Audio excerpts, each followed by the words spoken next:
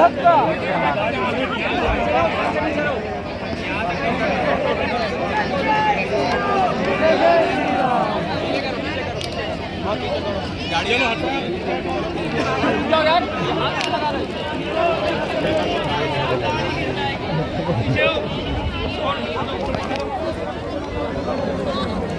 धक्का न मारो भाई, चोट लग जाएगा तो अपना गाड़ी का जाएगा।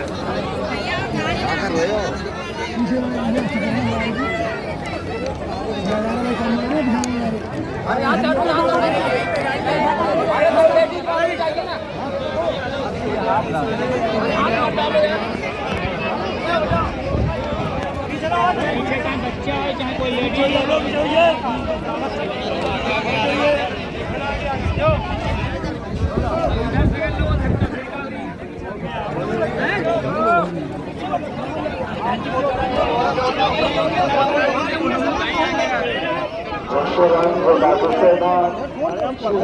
जय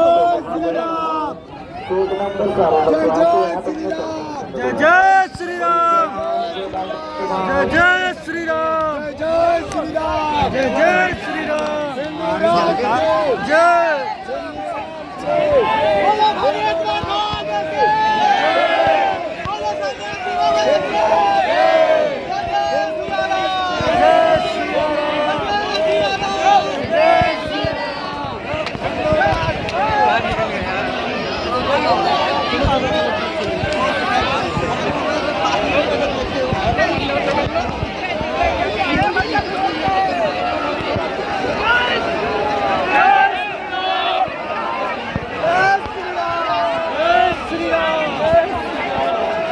你稳心啊！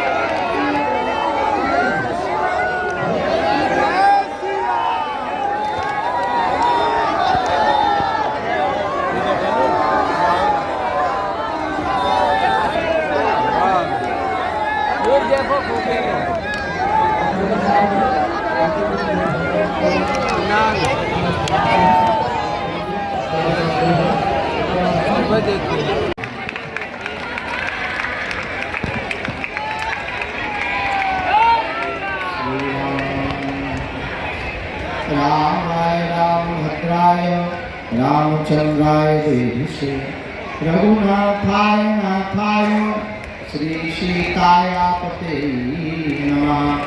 श्री राम राम रघुनंदन राम राम श्री राम राम भरताग्रज राम राम श्री राम राम रणकर्कश राम राम श्री राम राम शरणं भो राम राम।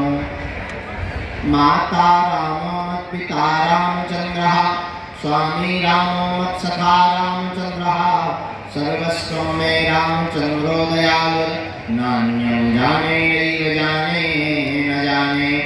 दक्षिणे लक्ष्मणो यस्य वामे च जनकात्मजा पुरुतो मारुतिर्यस्य तं वन्दे रघुनन्दनं।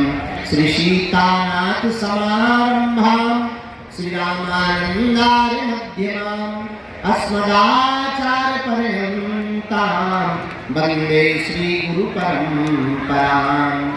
हम तो बालाजी के बालाजी हमारे हैं।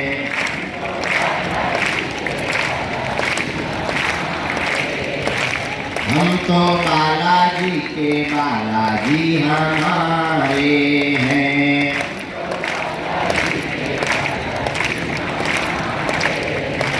हम तो राम जी के राम जी हमारे हैं।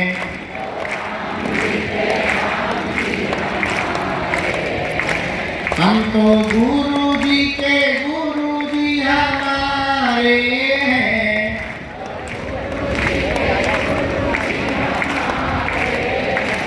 ये तो प्राणन से भी प्यारे हैं।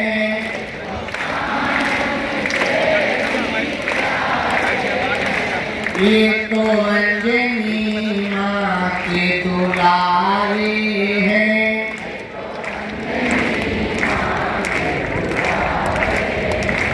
ये तो हम भक्तों के प्यारे हैं। ये तो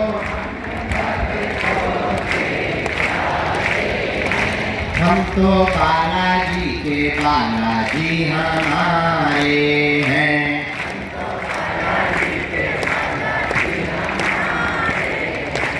हम तो राम जी के राम जी हमारे हैं।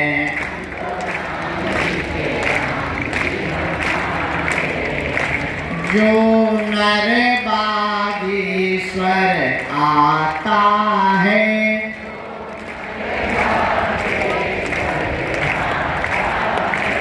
वह सकल पदार्थ पाता है।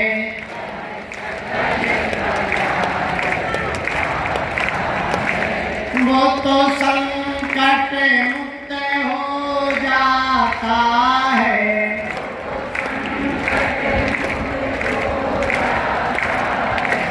वो तो गुरु चरणों को पाता है।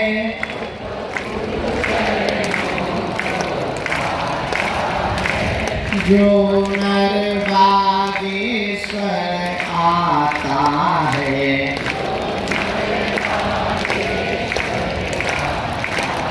इसलिए गाई हम तो बालाजी के बालाजी हमारे हैं।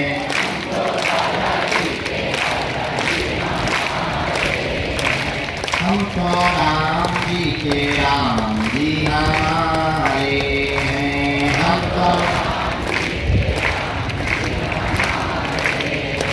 हम तो बागेश्वर के बागेश्वर हमारे हैं।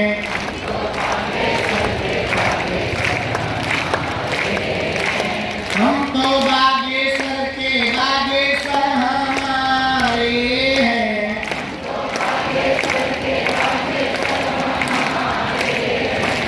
हाँ हमारे हैं।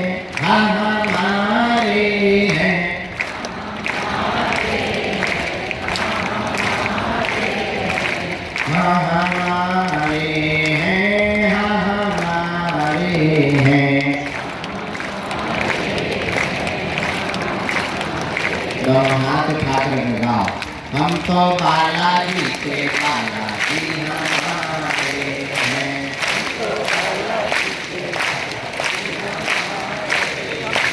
हम तो बागेश्वर के बागेश्वर हमारे हैं।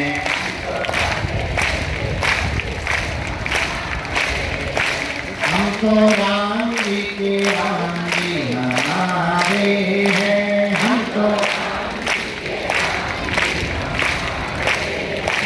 हम तो गुरु जी के गुरु जी हमारे हैं। हम तो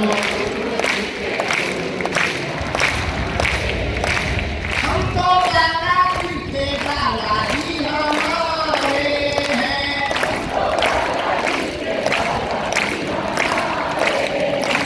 हम तो बागेश्वर के बागेश्वर हमारे हैं।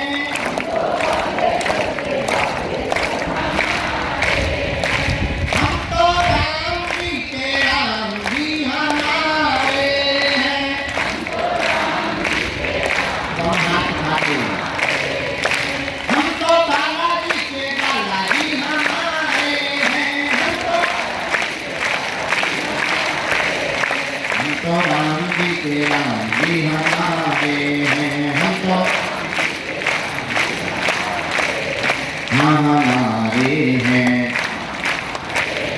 हमारे हैं। हमारे हैं।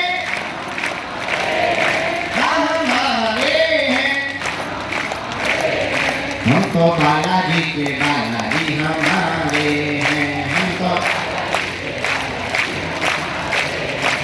तो बागेश्वर के बागेश्वर हमारे हैं। हम तो रामचंद्र भगवान की, श्री बागेश्वर बालाजी महाराज की, श्री सन्यासी बाबा की, दरबार की, चमेटा वाले बाबा की, समाधि वाले बाबा की, श्री सीताराम भगवान की, पूज्यपाद श्री दादा गुरुजी महाराज की, जगत गुरु भगवान की, बागेश्वर धाम की दिव्य शक्तियों की, सब संतन की, अपने अपने माता पिता की, अपने अपने गुरु गोविंद की।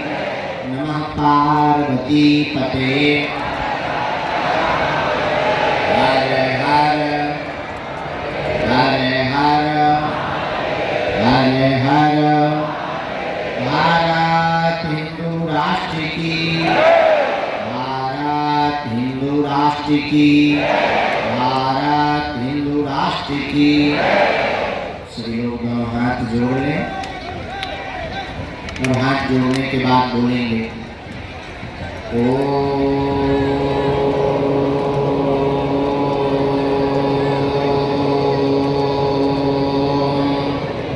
बागेश्वराय नमः।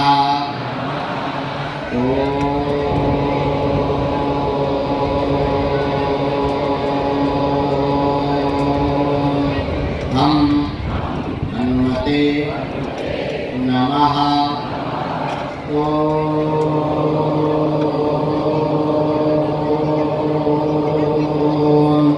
सन्यासी देवाय नमः। मणिमन भगवान बागेश्वर बालाजी को, सन्यासी बाबा को और दादा गुरु जी को प्रणाम करेंगे। जो जहाँ खड़े हैं वहीं बैठ जाएंगे।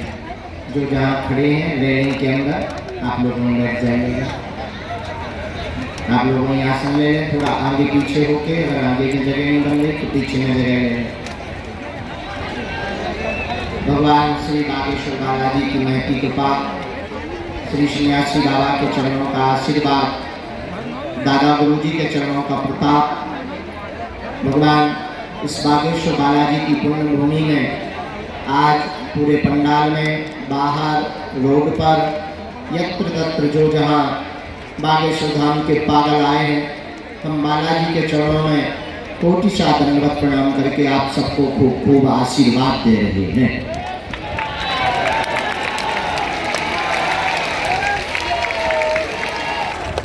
एक बहुत प्राचीन कहानी है। आज का दरबार शुरू करने के पहले उस कहानी से चर्चा शुरू करते हैं। एक बहुत प्राचीन कहानी है, आप लोगों ने उस कहानी को पढ़ा होगा किताबों में। बेताल पच्चीसी, बेताल पच्चीसी नाम की एक बहुत पुरानी पुस्तक है जिसमें वीर विक्रमादित्य और बेताल की 25 कहानियां हैं। वैसे तो पढ़ने वालों ने अपने अपने हिसाब से उसका आकलन किया।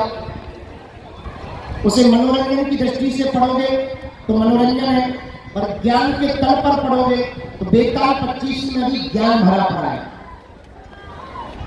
बेताल 25 की एक कहानी है कि वीर विक्रमादित्य के दरबार में एक दिन एक फकीर आता है और एक जंगली सा फल वीर विक्रमादित्य को देता है। वीर विक्रमादित्य राजा की रोज आदत, वो प्रातः काल लोगों को मिलता था, लोगों से उपहार देते थे। वो अपने बगल में खड़े हुए दरबारी का मंत्री उसे सौंप देते थे। एक रोज एक फकीर आया, उसने वह जंगल का पुराना सा फल दिया। वीर विक्रमादित्य ने मुस्कुराकर उसे स्वीकार कर लिया, कुछ बोला नहीं। उसे लगा कोई जंगली फल है, वैसे भी ये महात्मा है, क्या खाक देंगे, पर ये महात्मा को यहाँ तक भटकने की भी क्या जरूरत है, ये फल देने की भी क्या जरूरत है, वही रहते जंगल में, कोई बात नहीं। मनी मन वीर विक्रमादित्य ने मुस्कुरा के वो फल को अपने दरबार के मंत्री जो बगल में खड़ा था, असिस्टेंट, उसको दे दिया।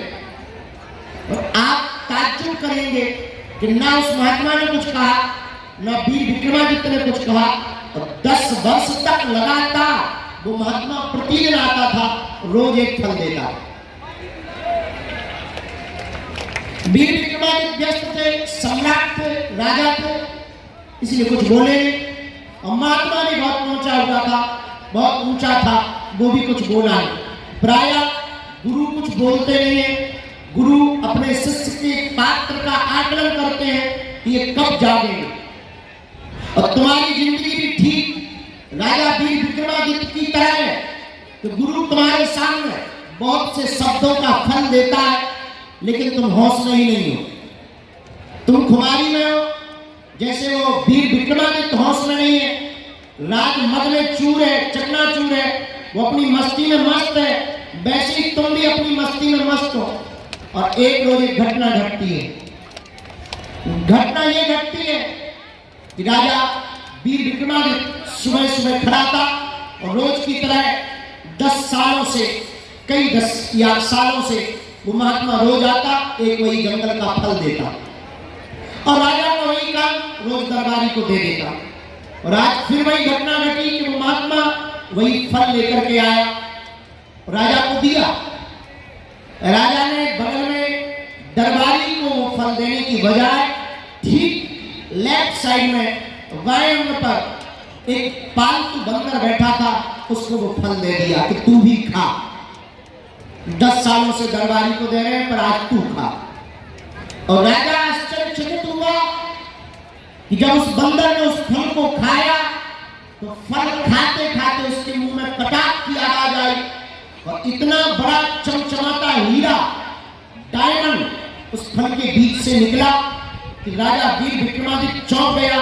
आज तक इतना बड़ा हीरा, इतनी बेशकीमती रत्न हमने देखा ही नहीं, और उसके खजाने में भी नहीं था।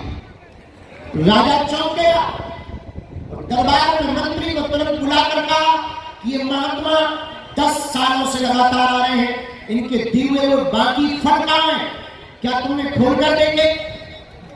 उस मंत्री ने कहा कि हमें तो एक भी खोल कर नहीं देखे, पर सम्मान मिलता था तो एक तल घर में डाल देते थे। राजा ने कहा जल्दी चलो। जाकर के जब तल घर को खोला तो दुर्गंध से भरा था, क्योंकि फल सड़ चुके थे। लेकिन आश्चर्यचकित वाली बात यह थी कि जितने फल सड़ चुके थे उतने बीच में चमचमाते हुए हीरे पड़े हुए थे। बात तालियों की नहीं है मेरे यारों, ये बात तुम्हारे जानने की है कि जैसे राजा वीर विक्रमादित्य 10 सालों तक सोता रहा, हौसला नहीं रहा, अब वो जिंदगी जी रहा था, और उसके सामने सदगुरु रोज एक बेशकीमती हीरा दे रहा था। पर वो उसे पहचान नहीं पा रहा था। वैसे ही तुम भी बेहोश हो और तुम भी पागल हो और तुम भी बावरे हो और तुम भी महामूर्ख हो कि दरबारों में तुम भटक रहे हो, अपना समय बर्बाद कर रहे हो और तुम्हारे सामने वर्तमान में अभी इसी वक्त हनुमान जी जैसा कोहिनूर है, तुम उस कोहिनूर को छोड़ करके चमत्कारों के चक्कर में पड़ी हुई हो। ये भी तुम्हारी मूर्खता है और इससे ये सिद्ध होता है कि तुम होश में नहीं हो। इससे ये सिद्ध होता है कि तुम सोए हुए आदमी हो। इससे ये सिद्ध होता है कि तुम सिर्फ चमत्कार के पीछे पागल हो। इससे ये सिद्ध होता है कि तुम्हें हनुमान जी के नाम का कोई लेना देना नहीं है, तुम्हें हनुमान जी से भी कोई लेना देना नहीं है, तुम्हें केवल अपने काम से लेना देना है। और अगर तुम्हें केवल अपने काम से लेना देना है तो तुम ठीक वीर विक्रमादित्य राजा की तरह सोए हुए बुजुर्ग इंसान हो। पर याद रखना, वीर विक्रमादित्य तो 10 साल में जाग गया था, शायद तुम तो 10 पीढ़ियों में भी अभी तक जाग नहीं पाए। तो शायद तुम अभी भी सोए हुए हो, इसलिए मेरी बात मानो। ये बात तुमको बहुत कड़वी और खरी लग सकती है, पर याद रखना, तुमसे ज्यादा भपोल समझ वाला इस दुनिया में कोई नहीं है, क्योंकि तुम्हें हर महीना नया गुरु चाहिए, नया भगवान चाहिए, नया चमत्कार चाहिए और तुम बिना अनुष्ठान के, बिना भजन के, बिना शक्ति बल के तुम दूसरे गुरु से चमत्कार पाना चाहते हो और तुम्हारी जिंदगी में ये कभी घटित होने वाला नहीं है। याद रखना, राम हो, कृष्ण हो या गौतम बुद्ध, सबको लड़ने पड़ते हैं अपने अपने युद्ध। इसलिए आज अगर तुम्हारी बात हमारी समझ में आ जाए और हमारी बात तुम्हें समझ में आ जाए, ये तो तय है, सबको नहीं समझना है, पर कुछ भी अगर समझ जाएंगे तो शायद तुम्हारी जिंदगी का एक नया अध्याय लिख सकता है, तुम्हारी जिंदगी की एक नई क्रांति लिख सकती है। याद रखना, हम भी तुम्हारी तरह इस दरबार में कुछ मांगने आए थे, हम भी तुम्हारी तरह याचना करने आए थे। कल हमारे बीच में हमारे एक बहुत प्रिय मित्र और भारत के बहुत ही एजुकेटेड मैन, वर्तमान में मेंबर ऑफ पार्लियामेंट है, वो हमसे मिलने आए और वो टीवियों पर बहुत ललकार करके खूंखार ग्लोबली तर्क रखते हैं, पूरे विश्व का बहुत नॉलेज रखते हैं, ज्ञान रखते हैं। ऐसे हमारे प्रिय मित्र सुधांशु त्रिवेदी जी आए थे। कल हम उनके साथ लगभग 2.5 घंटे तक बैठे और यही चर्चा चल रही थी कि भारत के लिए अब क्या करना चाहिए और हमें भारत को विश्व गुरु कैसे बनाना चाहिए। और हम दोनों मिलकर के बहुत कुछ घर्षण कर रहे थे, बहुत कुछ चर्चा कर रहे थे। तब हमने उनको बातों बातों में मंदिर पर ले गए। हमने कहा, अगर तुम्हारी रजा हो तो मैं तुम्हारे साथ मंदिर जाना चाहता हूँ। हमने दर्शन भी नहीं किए थे, कल आए थे, दरबार में बैठ गए थे, उनके साथ मंदिर पर चढ़े। मंदिर पर जैसे ही चढ़े तो उन्होंने अचानक मुझसे पूछा कि यहाँ का राज क्या है और तुम्हारी जिंदगी में कब घटना घटी। प्रिय बताने की कृपा करें। हमने कहा, मित्र, हमारी जिंदगी में जो भी घटना घटी वो यही घटी। और मंदिर के पास जहां पर अभी वर्तमान में आप लोग प्रवेश करते हैं, उसके सामने हमारे दादा गुरुजी झोपड़ी बनाकर रहते थे। उनको बुंदेलखंड में बप्पा कहते हैं, आपकी भाषा में दादा भी कहते हैं, अंग्रेजी में ग्रैंडफादर कहते हैं। वो भी यहाँ बैठे थे। तुम जैसे याचना लेकर आए, तुम जैसे अर्जी लेकर आए, तुम जैसे समस्या लेकर आए, तुम जैसे निवारण पाने आए, तुम जैसे परेशान होकर आए, हम भी एक दिन तुम्हारी तरह यहाँ आए थे और हम भी कुछ मांगने ही आए थे।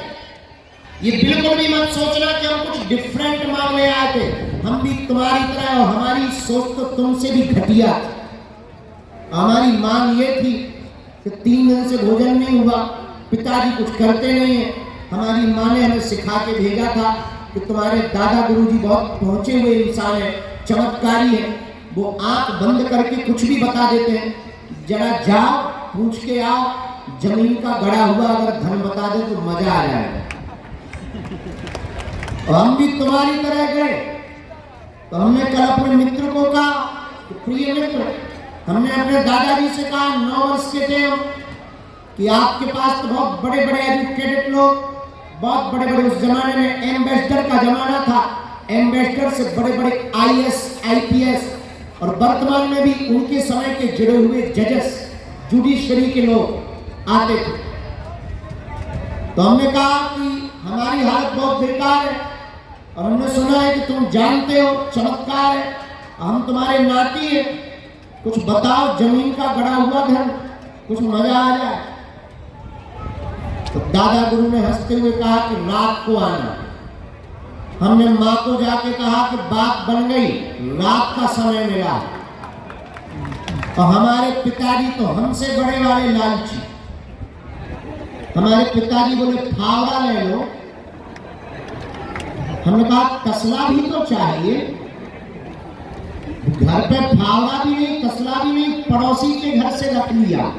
तब तक माँ हमारी और खतरनाक, माँ ने कहा खोदने वाली सब्बल भी तो लाओ। तब तक हमने कहा कि मान लो ज्यादा गहरे में धन हुआ, फिर पिताजी बोले जेसीबी बुलाएंगे। तैयारी हो गई और अकेले रात को 9 साढ़े 9 बजे पगडंडी थी, कोई उजाला नहीं था, यहाँ जंगल था, बरसात की रात थी, टिम टिम टिम करके बारिश हो रही थी। बगल में ही जो तालाब है वो पहले भी था तो ये भरा हुआ था और बहुत ज्यादा से जीव जंतु बोल रहे थे, मेढक बोल रहे थे, आवाजें तरह तरह की आ रही थी और तरह तरह की आवाजों में हम अकेले पगडंडी में ऊपर झोपड़ी के पास पहुंच गए। दीपक जल रहा था और वो सदगुरु हमारा बैठा था, ज्वाला जल रही थी, अग्नि जल रही थी, धुआं रमा हुआ था, लंबी दाढ़ी, ये बड़ी बड़ी आंखें और काल एकदम चमकदार चेहरा, दाढ़ी मूंछ भरी हुई, मुस्कुराता हुआ झूले पर बैठा हुआ हमारा सदगुरु बोला आ गए। हमने कहा आ गए और फावड़ा भी ले आए। बोलो कहाँ खोदना। और सदगुरु तो सदगुरु है, मुस्कुराते हुए कहा नहाया है? उनका सुबह नहाया, अभी नहाओ। पुराना समय, बच्चे ही थे, 9 साल के थे। नीचे आए, हैंडपंप में स्नान किया, फटी हुई तौलिया थी, कपड़े एक जोड़ी थे, फटी हुई तौलिया बांध ली, ठंड लग रही थी, जाके धुआं के पास तापने लगे। उसी रात 12:30 बजे हमारी जिंदगी में घटना घटी। हम धन मांगने आए थे, अर्जी लगाने आए थे, अर्जी लगवाने वाले बन गए। मांगने आए थे कि कुछ मिल जाए, हलवा मिला। बस 12:30-1 के करीब एक घटना घटी जो बताने वाली नहीं है। हमारी जिंदगी में जो धीरेन्द्र नाम का लड़का था वो उसी वक्त खत्म हो गया। धीरेन्द्र कृष्ण शास्त्री नाम का आदमी पैदा हो गया और कहानी बदल गई। हम भी तुम्हारी तरह याचना करने आए थे, हम बताना ये चाह रहे, अपनी आप बीती बता करके हम तुम्हें आकर्षित तो बिल्कुल नहीं करना चाह रहे, ये याद रखना। क्योंकि हम तुम्हें ना तो आकर्षित करते हैं, ना हम तुम्हें बांधते हैं, ना हमारा ये भरोसा है कि हमारे पास भीड़ आए। हमारा भरोसा है कि तुम जहां जाओ वहां हनुमान जी के बन करके जाओ। ये तो तुम अपने दिमाग से निकाल देना कि हमें तुमसे कुछ चाहिए, मांगते कुछ है नहीं, जरूरत कुछ है नहीं और आवश्यकता कुछ है नहीं, और जो है वो हनुमान जी करवा देते हैं। मात्र हम तुम्हें जगाने आए। और याद रखना, हम तुम्हें ना तो चमत्कार बताने आए, ना तुम्हें दरबार बताने आए, ना तुम्हारी मन की बात बताने आए। सच बात तो ये है, ये सारे के सारे प्रोपोगंडा हमारे बहाना है। असलियत में तुम्हें सच्चाई में हनुमान जी का बनाना है। इस रात के बाद हमारे जीवन में जो बदलाव हुआ, उसका बदलाव का प्रमाण तुम्हारे सामने है। आज हम तुमसे प्रार्थना करना चाहे, ये बात हमने बहुत दिन बाद बताई है, लेकिन आज तुम लोगों को देखकर पता नहीं क्यों बताई, ये हमें भी पता नहीं है, पर हम तुम आज फिर से बताते हैं प्रार्थना करके कि आप इस चक्कर में मत रहो कि तुम्हारा पर्चा बने या चमत्कार हो। तुम इस चक्कर में रहो कि तुम बालाजी के हो जाओ, सन्यासी बाबा तुम्हारे हो जाए। तुम्हें और हमें बालाजी दिखाई नहीं पड़ते हैं, पर कोई तो है जो हमें और तुम्हें देख रहा है। वो सन्यासी बाबा जिनके पास सब सामर्थ्यता है। तो आप दरबार में आए हो, 2 बातें हैं। अगर तुम सिर्फ तमाशा देखने आए हो तो तुम्हें तमाशा के अलावा कुछ नहीं दिखाई देगा। अगर तुम सिर्फ अर्जी लगाने आए हो तो सिर्फ अर्जी के अलावा तुम्हारे जीवन में और कुछ नहीं घटेगा। अगर तुम सिर्फ चमत्कार देखने आए हो तो तुम्हें यहां चमत्कार के अलावा कुछ नहीं दिखाई देगा। और अगर तुम हनुमान जी को पाने आए हो तो याद रखना, तुम जिंदगी के प्रत्येक पहलू को छू सकते हो। अगर तुम हनुमान जी के होने आए हो तो तुम जिंदगी के प्रत्येक पहलू को स्पर्श कर सकते हो। तो आप दरबार में आए, स्वागत है। आप बालाजी के हो गए और स्वागत है। अब एक बात और मान लो, भटको मत, अटको। और भटकने का ये भी मतलब नहीं कि तुम बागेश्वर धाम आओ। हम आदमी बहुत स्पष्टवादी हैं, हम तुम्हें बागेश्वर धाम भी नहीं बुलाना चाहते। इस भरोसे में भी मत रहना कि हम तुम्हें बागेश्वर धाम बुलाना चाहते हैं। हम तुम्हारे जीवन में ऐसा कुछ बदलाव करना चाहते हैं कि तुम जहां हो वहां बागेश्वर धाम।